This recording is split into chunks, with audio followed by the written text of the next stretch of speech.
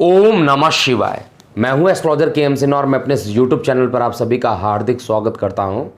सावन का महीना स्टार्ट होने वाला है 6 जुलाई से लेकर 3 अगस्त 29 दिनों का ये सावन का दिन इस साल रहेगा। और श्रावण मास में बहुत सारी तिथियां ऐसी है जिसमें 11 सर्वार्थ सिद्धि तिथियां और 3 अमृत सिद्धियों के योग हैं और साथ में 12 रवि योग भी बनने वाले हैं।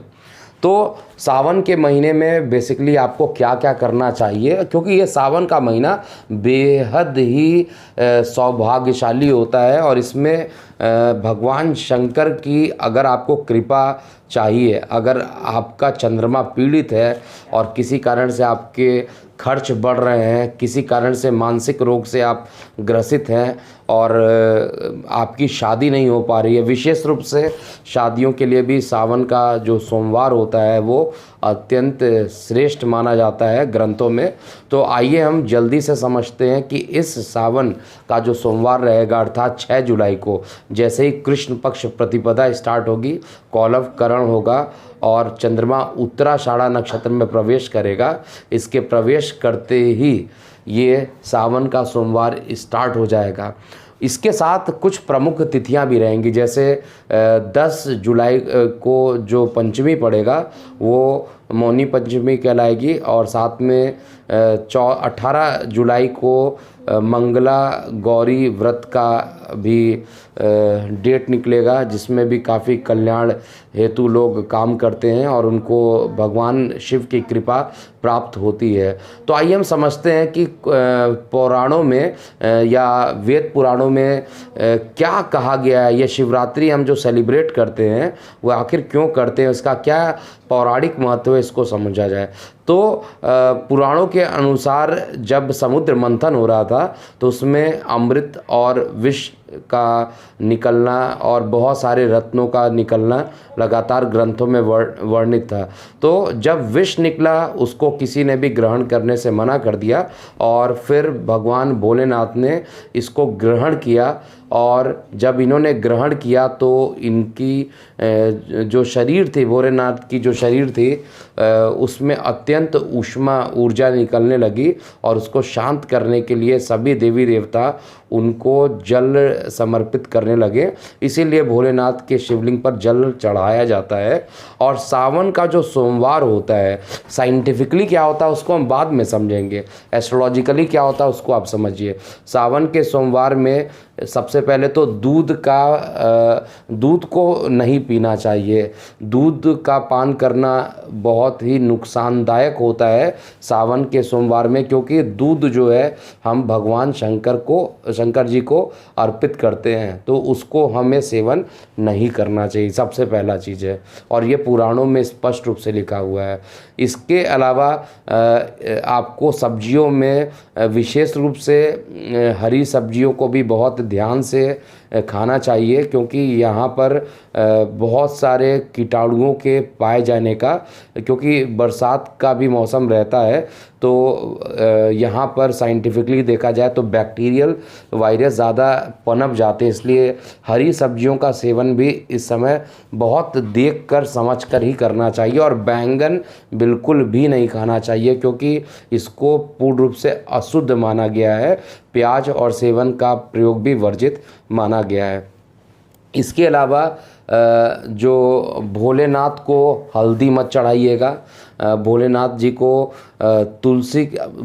जी का जो प्रसाद आप बनाएंगे उसमें चढ़ाने के लिए उसमें गलती से भी तुलसी के पत्ते को मत रखिएगा। तुलसी के पत्ते को रखने से प्रॉब्लम रहेगी, जैसा कि वैदिक ज्योतिषी में और पुराणों में लिखा हुआ है। तो आपको वहाँ पर तुलसी के पत्ते और केतकी का फूल, ये दोनों चीज़ नहीं रखना चाहिए। ये जो चीज़ें थी जो नहीं करनी चाहिए। अब किस तरीके से भगवान भोलेनाथ को पूजा किया जाए जिससे कि आपकी मनोकामना पूर्ण हो जाए। सबसे पहले तो जो सबसे ज़्यादा हर एस्ट्रोलॉजर के पास सवाल आते हैं कि शादी कब होगी, सबसे पहला क्वेश्चन यही आता है जनरली, चाहे मैं फ्री सेशन की बात करूं या किसी भी एस्ट्रोलॉजर के पास सबसे पहला क्वेश्चन यही आता है कि शादी कब होगी। तो जो स्त्रियां हैं जिनकी शादी नहीं हो रही हैं उनको निश्चित रूप से सावन के जो ये 5 सोमवार हैं इसका व्रत रखना चाहिए और इससे इस समय भोलेनाथ की पूजा करनी चाहिए। भोलेनाथ की कृपा होने से शादी के योग जल्दी बन जाते हैं और ये सिद्ध भी हो चुका है। और इसके अलावा जो पुरुष हैं जिनकी शादी नहीं हो रही है उनको चाहिए कि भगवान भोलेनाथ को कुछ मीठे में, मतलब कुछ वाइट खीर की बात कर लिया जाए, खीर का सेवन भोलेनाथ को कराइए और उसके बाद प्रसाद को ग्रहण कीजिए।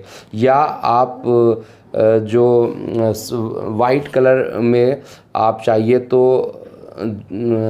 वाइट कलर में बहुत सारी मिठाइयाँ आती हैं उनको भी आप शंकर भगवान जी पर चढ़ाकर उसका भी भोग लगा सकते हैं। ऐसा करने से जो पुरुष है जिनकी शादी नहीं हो रही है उनकी शादी भी जल्दी हो जाती है, जैसा कि देखा गया है। तो ये जो जिनके खर्च अत्यधिक बढ़ गए हैं, अचानक से इतने ज़्यादा कर्ज हो गए हैं, जो मृत्यु तुल्य कष्ट से गुजर रहे हैं, जिनके पास धन नहीं टिकता, जिनकी जॉब नहीं आई है, एक प्रकार से देखा जाए तो सारे सांसारिक प्रॉब्लम जितने भी होते हैं उन सभी को निवारण करने के लिए प्रत्येक सोमवार का व्रत रखना चाहिए। और ये सावन के जो 29 दिन हैं इस बार के, इसमें आपको ओम नमः शिवाय का रोज़ 108 का मंत्र करना चाहिए। और नहीं तो आपको भगवान शंकर जी के लिए जो चीज़ मैंने बताया है उसको आपको जल ज़रूर चढ़ाना चाहिए। और दूध से अगर आप अभिषेक करेंगे तो विशेष फल आपको मिलेगा। तो ये था पूरा सावन का महीना कैसा बीतेगा। हालांकि ग्रहों की दशा बहुत अच्छी नहीं चल रही है, लेकिन ग्रहों के हिसाब से देखा जाए ये जो सावन का महीना इस बार का जो पड़ा हुआ है इसमें राहु केतु तो हमेशा वक्री होते हैं, शनि भी वक्री और बृहस्पति भी वक्री और इसके अलावा बुध भी वक्री। तो 5 प्लैनेट अभी भी वक्री हैं, शुक्र मार्गी हो गए हैं जो कि एक अच्छा है। तो ये पूरा सावन के महीने से रिलेटेड अगर आपके कोई क्वेश्चंस है आप यहाँ कमेंट सेक्शन में ज़रूर लिख दीजिएगा तो मैं उसका रिप्लाई करूँगा। और दूसरी चीज़, कुंडली एक्सपर्ट का मोबाइल ऐप जिन लोगों ने अभी भी डाउनलोड नहीं किया उसको डाउनलोड कर लीजिए और उसके फीचर्स को यूज़ करना स्टार्ट कर दीजिए।